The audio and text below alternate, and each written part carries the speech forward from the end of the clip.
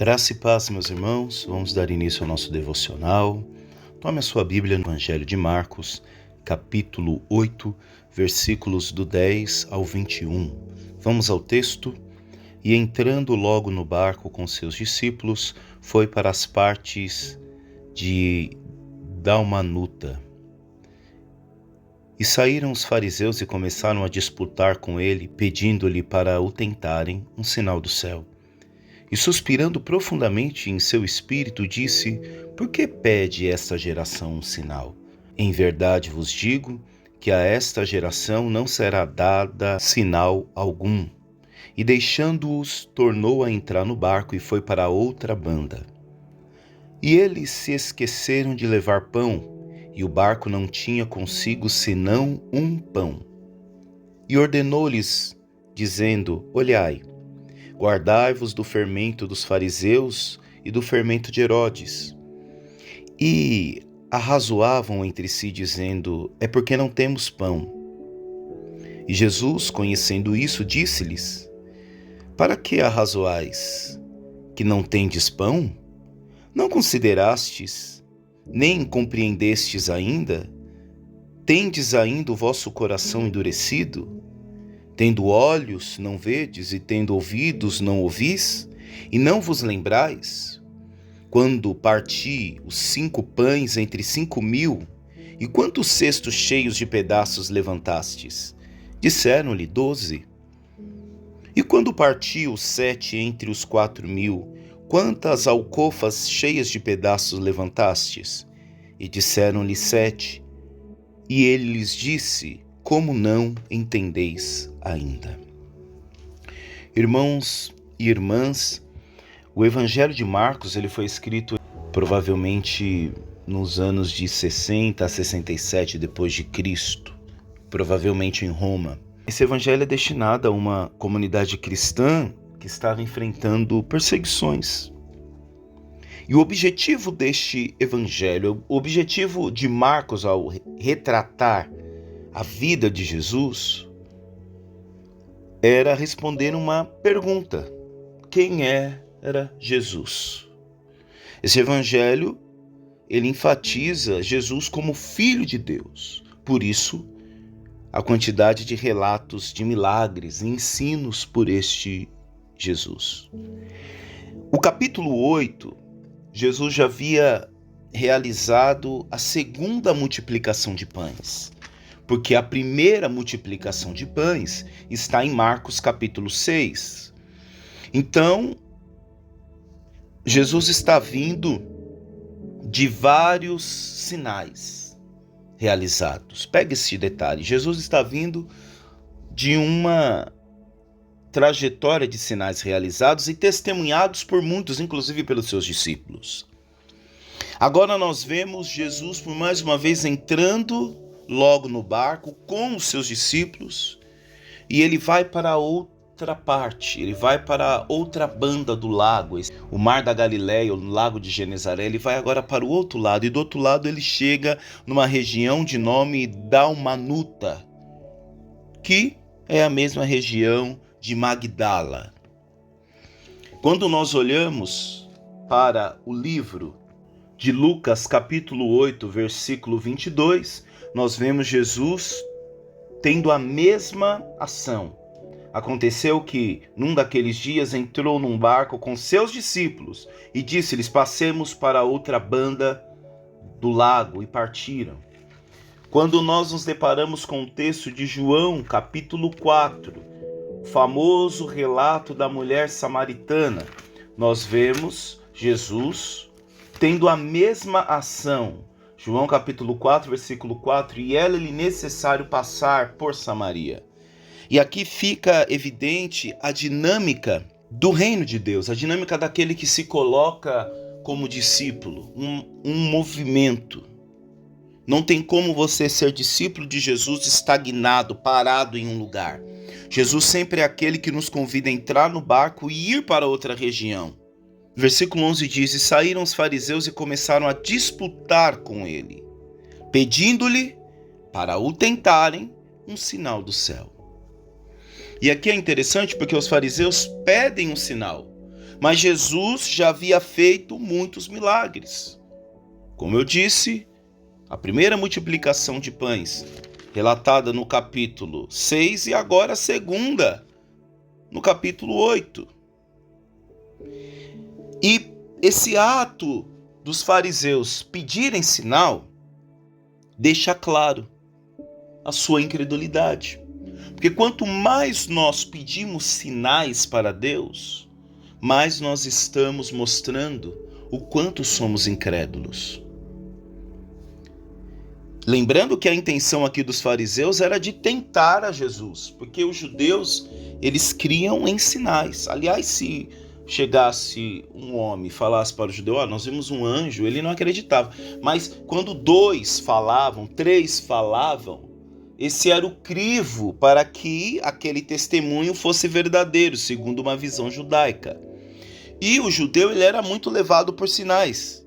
Mas esse ato aqui de Jesus não corresponder, nós vemos no versículo 12, e suspirando profundamente em seu espírito. É como aquela pessoa que está ensinando há muito tempo e diante de uma situação a pessoa pergunta novamente aquilo que já foi ensinado. E aí o professor, a mãe, o pai, ou seja, alguém que está na qualidade de ensinar, de discipular alguém, faz assim, ó.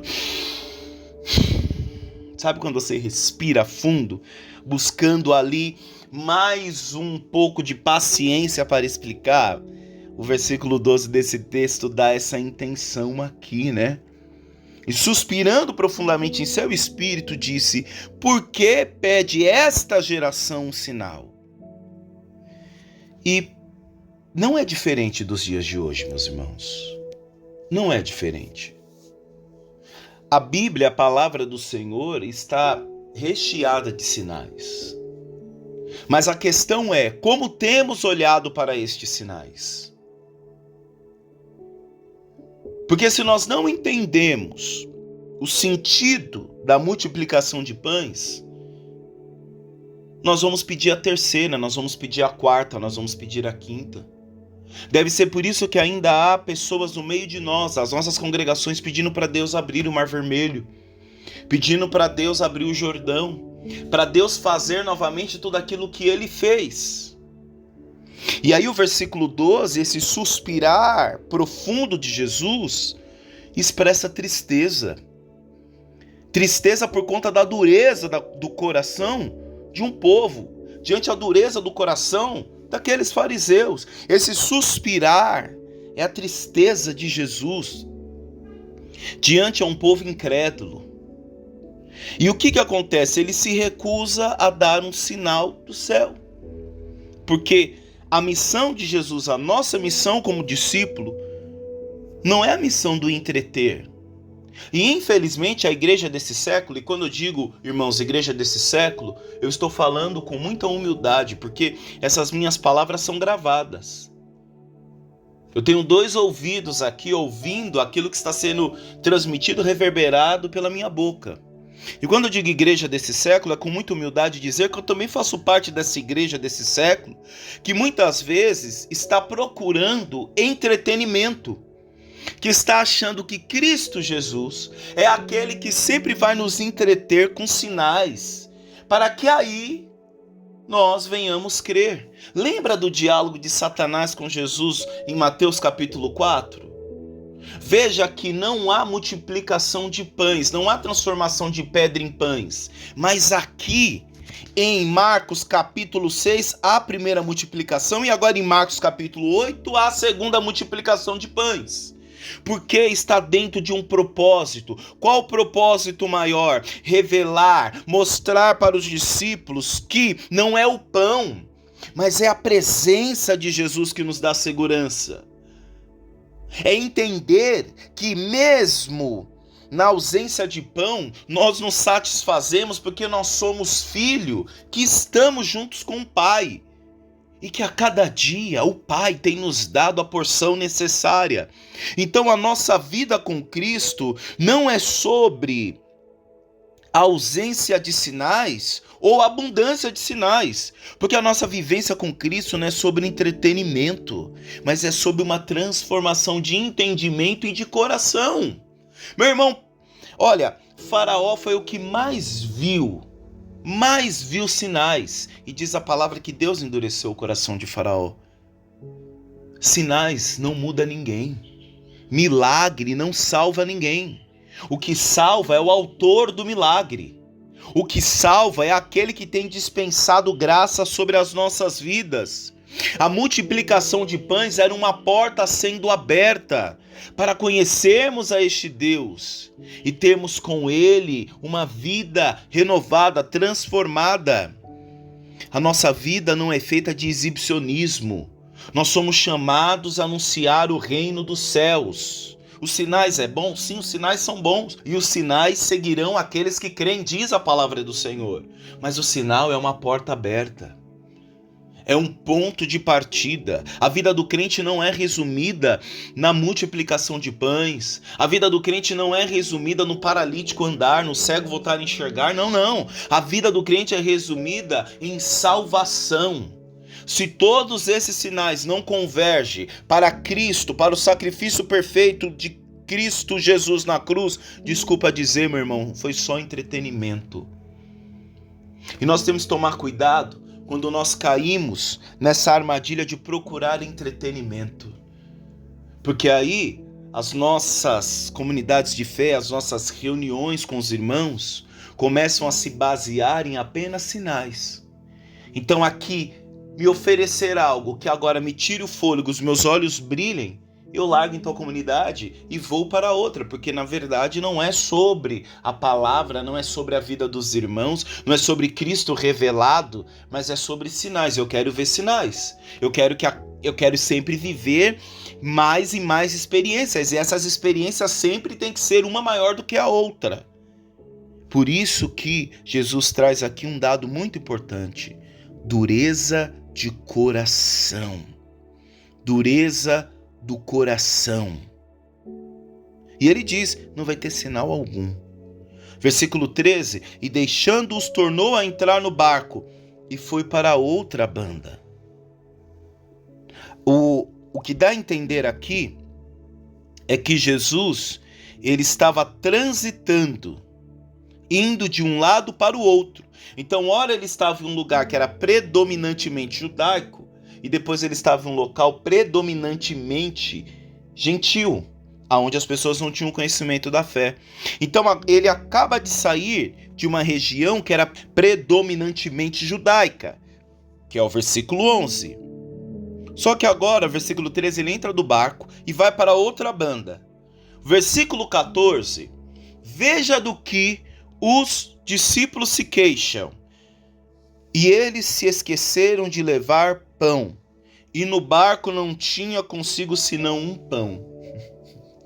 É fato que aqui a palavra está falando de um pão físico, mas eles não perceberam que no barco estava aquele que é o pão do céu. Eles não entenderam que ali estava o doador de todas as coisas, o Filho de Deus. Versículo 15, e ordenou-lhes dizendo, olhai, guardar-vos do fermento dos fariseus e do fermento de Herodes. Olha que interessante, no versículo 11, quem tenta colocar à prova Jesus pedindo um sinal é os fariseus. Mas agora, no versículo 14, a murmuração não vem dos fariseus, a murmuração vem dos próprios discípulos. E nós vamos passar por isso nas nossas igrejas.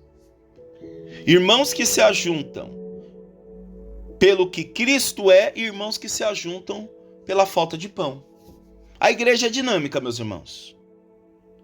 A igreja é dinâmica. Quando nós olhamos ali a nossa multidão, os cultos reunidos, ali as intenções são divergentes. Há quem está por Cristo Jesus, há quem está querendo sinais e há quem está porque faltou pão.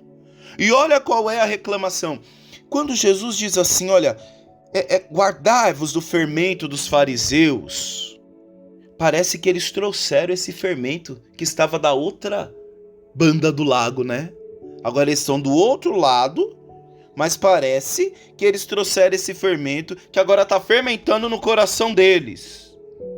Os discípulos se preocupam com a falta de pão, mas Jesus tenta ensiná-los sobre algo mais profundo. Essa advertência aqui sobre o fermento do fariseu, quem cozinha aqui sabe muito bem a função do fermento, é de inchar. Esse fermento aqui mostra como a religiosidade vazia, que aqui é os fariseus. E outro, ele não fala só para tomar cuidado com o fermento dos fariseus, mas ele fala também do fermento de Herodes, que é o poder político e corrupto. E como esses dois fermentos de uma religiosidade vazia, que sempre está procurando sinais, que vive o rito pelo rito, mas não há transformação de mente, não há metanoia, não há transformação de caráter, e a busca desacerbada pelo poder, e quando você busca o poder de forma desacerbada, você cai em teias de corrupção, que aqui é representado pelo fermento de Herodes. Isso pode contaminar a fé. E uma das formas de obter poder sobre as classes, sobre as massas, é unindo esses dois elementos, a fé e a política. Basta nós vermos os cenários hoje, meus irmãos. Líderes religiosos se envolvendo na corrupção política. E hoje nós vemos o poder político corrupto ditando regras para o povo de Deus. Por quê? Porque foi tudo juntado em prol ao poder. Enquanto isso, está Cristo ensinando para os seus discípulos que o verdadeiro Filho de Deus, ele não é medido pela multiplicação de pães e nem pelos sinais que ele faz, mas pelaquilo que ele é. E aí nós entramos em um momento muito importante do texto, porque aqui Cristo começa a falar de convicção. E convicção não é sobre o sinal, convicção não é sobre o que eu tenho, mas é sobre aquilo que eu sou. Então, se eu sei que eu sou filho de Deus, que eu sou discípulo de Cristo, pouco importa se agora me falta, só temos um pão no barco. O importante não é que Cristo está no barco. Por isso ele diz, tome cuidado com esse fermento. O fermento farisaico, do rito pelo rito. Você pode cair na hipocrisia. Agora também tome cuidado com o fermento de Herodes, a busca desacerbada pelo poder, a corrupção. Isso não pode, de maneira alguma, habitar em nossos corações. Não pode. E o versículo 17, ele diz, e Jesus, conhecendo isso, disse, e ainda o versículo 16, eles falam, né? E arrazoavam entre si, dizendo, é porque não temos pão. Os discípulos tinham acabado de ver 2 multiplicações de pães, mas continua reclamando. E sabe por quê? Porque as nossas orações, os nossos diálogos com Cristo, os nossos diálogos com o Pai, têm sido pautados pelas nossas necessidades. As nossas orações têm sido conduzidas, têm sido continuadas por conta da nossa necessidade. E aqui o versículo 17 ele diz, e Jesus conhecendo isso, disse-lhes, para que arrazoais? Arrazoais é porque reclamais, porque discutis. Aí eu me lembro daquela passagem, Jesus diz, por que vós andais ansiosos? Por que vocês estão ansiosos? Com que a vez de vestir, com que a vez de comer? Aí ele diz aqui, por que arrazoais? Que não tem pão? Jura, essa é a discussão de vocês? E aí, trazendo para o nosso século, para a nossa visão, é isso que tem preocupado as vossas igrejas? Que tem faltado pão? Vocês são um povo que me louvam dizendo, se eu tenho Jesus, eu tenho tudo.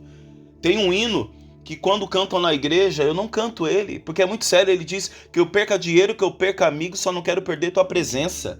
Ou seja, Jesus dizendo, vocês estão reclamando que não tem pão, mas não são vocês que dizem que eu não perca amigo, que eu não perca dinheiro, só não quero perder tua presença? E agora vocês estão reclamando por falta de pão? É sério, igreja, que vocês estão perdendo tempo com isso?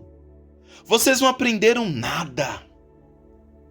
Vocês não entenderam, e é nessa dinâmica que ele entra. Não considerastes, nem compreendestes ainda, tende ainda o vosso coração endurecido, coração endurecido como o coração de Faraó, que viu, mas não entendeu, viu e não se converteu, viu sinais, mas não se rendeu ao autor dos sinais. Olha o versículo 8. Tendo olhos não vestes, tendo ouvidos não ouvis, e não vos lembrais. Abacuque diz, é necessário trazer à memória aquilo que nos dará esperança. Vocês viram, vocês têm olhos, mas não vê, vocês estão cegos, é tão claro. Jesus confronta os discípulos por sua falta aqui de entendimento. E aí o que ele faz? Ele traz a memória, assim como o Abacuque, né? Traz a memória para dar esperança para eles. Então ele lembra da multiplicação dos pães, para mostrar a provisão material, e que isso não era um problema. Olha o que Jesus faz, versículo 19. Vós não lembrais que quando parti 5 pães entre os 5.000, quantos cestos cheios de pedaços levantastes? Ele mesmo está falando, olha, responde aí. Eles respondem, 12. Aí depois versículo 20, e quando parti 7 entre os 4.000? Aqui é referente à segunda multiplicação de pães do capítulo 8. Quantas alcofas? Alcofas eram cestos flexíveis, como se fosse de vime, cheios de pedaços levantastes? E ele mesmo responde, 7. Então, o fato deles responderem na primeira pergunta 12 e depois 7, eles viram, mas não compreenderam. E o versículo 21, a pergunta parece que fica pairando. Jesus faz a pergunta, e eles lhe disse, como não entendeis ainda? Não era sobre a multiplicação de pães, mas era sobre uma revelação, sobre um aprendizado espiritual. E quando nós vamos para a famosa carta de Romanos, capítulo 12, olha que Paulo diz para a igreja: e não vos conformeis com este mundo, mas transformai-vos pela renovação do vosso entendimento. Pouco importa os sinais se você não tiver compreensão do que é o sinal. O sinal era para revelar Cristo Jesus. O sinal era para mostrar, olha, vocês estão preocupados porque vocês têm um pão no barco, mas vocês ignoram a minha presença no barco. E ele diz, Paulo aqui, continuando o versículo, pela renovação de vosso entendimento, para que experimenteis qual seja a boa, agradável e perfeita vontade de Deus. Sabe quando nós vamos entender a boa, agradável e perfeita vontade de Deus? Quando as nossas mentes, quando o nosso entendimento for renovado. Enquanto o nosso entendimento não for renovado, nós vamos viver a primeira, a segunda multiplicação de pães, aí nós vamos pedir a terceira, nós vamos pedir a quarta, e nós vamos continuar sendo aquelas crianças birrentas que, eu só vou adorar a Deus se Deus me der um sinal, ele tem que me dar um crédito, né? Ele tem que me dar uma certeza. Não! A certeza é Cristo Jesus, Ele por si só. Então, meus irmãos, o convite aqui da palavra é de confiar em Deus, em vez de se preocupar com as necessidades materiais. E aqui, meu irmão, que você ouça esse devocional com muita maturidade. Não é porque eu disse aqui confiar em Deus em vez de se preocupar com necessidades materiais que você agora vai largar o teu emprego. Não é sobre isso. É você não ficar refém. É você saber que Deus em tudo está nos suprindo. E não fazer do nosso relacionamento com Deus uma segurança material. Não é sobre isso. Assim como Jesus multiplicou os pães, Ele continua a prover o que precisamos. Filipenses capítulo 4, versículo 19. O meu Deus suprirá todas as vossas necessidades segundo as suas riquezas na glória em Cristo Jesus. Em Cristo Jesus. Outro ponto aqui. O problema de uma religiosidade vazia e corrupta. Colossenses capítulo 2, versículo 8. Tende cuidado para que ninguém vos faça presa sua por meio de filosofias e vãs sutilezas. É assim. Eles querem sinais? Vamos dar sinais para eles. Pouco importa se esses sinais revelam Cristo Jesus. No final, quem nós servimos? Servimos aos nossos olhos, que, como diz Salomão, não se cansam de enxergar? Servimos ao nosso ventre, que é insaciável? nessa busca de sinais, nessa busca de sempre ter pão. Quem é o Deus desta relação? Quem é o Deus desta relação? Peçamos que Deus abra os nossos olhos. E assim como os discípulos não perceberam o significado do milagre da multiplicação, muitas vezes nós deixamos de enxergar. Deixamos de enxergar a ação de Deus em nossas vidas. O cuidado dele, o detalhe. Efésios capítulo 1, versículo 18. Tendo iluminado os olhos do vosso entendimento, para que saibais qual seja a esperança da sua vocação. Que Deus abra os nossos olhos espirituais. Amém? Vamos orar. Pai Santo, rico em bondade e misericórdia, nós te louvamos por esta palavra, Senhor. Pai, nós queremos te pedir perdão pelas vezes que o nosso ato de ir até a tua presença foi pautada nas nossas necessidades. Perdão pelas vezes, Senhor, que procuramos o Senhor por conta da ausência de pão. Perdão, Senhor, pelas vezes em que esquecemos de viver a tua presença. Perdão pelas vezes que esquecemos, negligenciamos que o Senhor está no barco, que o Senhor está na festa de casamento, mas estamos preocupados apenas com a falta de vinho, com a falta de pão. Nos ajude, Senhor. Muda o nosso entendimento, Pai. Muda o nosso entendimento porque nós somos fáceis. Facilmente nós nos perdemos, facilmente nós somos conduzidos, Senhor, pelas nossas vontades.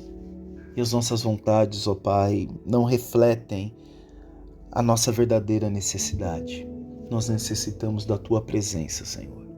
O que nós necessitamos é da Tua presença, porque o material a cada dia o Senhor já tem provido em nossas mesas. O Senhor tem nos dado vestimenta, o Senhor tem nos dado moradia. E se ainda o Senhor não nos deu, certamente o Senhor tem preparado, Pai, cuidado sobre as nossas vidas. E nós te agradecemos, Senhor. Não nos deixe, ó Pai, viver uma fé mesquinha, uma fé pequena, centralizada nas nossas experiências. Arranca de nós, ó Pai, essa necessidade de cultos de entretenimento. Que possamos adorar o Senhor por aquilo que o Senhor é, o autor e consumador de nossa fé. É o que nós te pedimos, no nome de Jesus. Amém. Forte abraço, meu irmão. Um dia abençoado, em nome de Jesus. Amém? Tchau, tchau. Fique com Deus.